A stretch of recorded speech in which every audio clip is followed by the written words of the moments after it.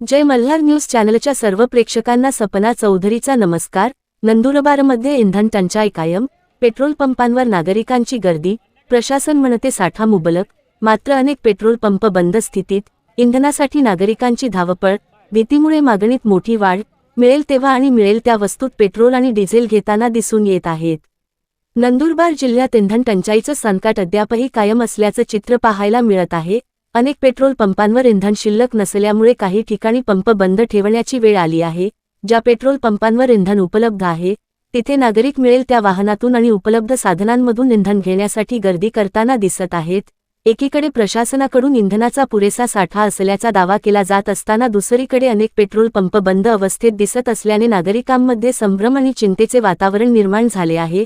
इंधन कंपन्यांकडून वेळेवर पुरवठा होत नसल्याने ही परिस्थिती निर्माण झाल्याचे पेट्रोल पंप चालकांचे म्हणणे आहे। अखेर ही इंधन टंचाई कधी दूर होणार आणि सर्वसामान्यांना आणखी किती दिवस याचा फटका बसणार, हा प्रश्न आता उपस्थित होत आहे। सपना चौधरी, जय मल्हार न्यूज, नंदुरबार।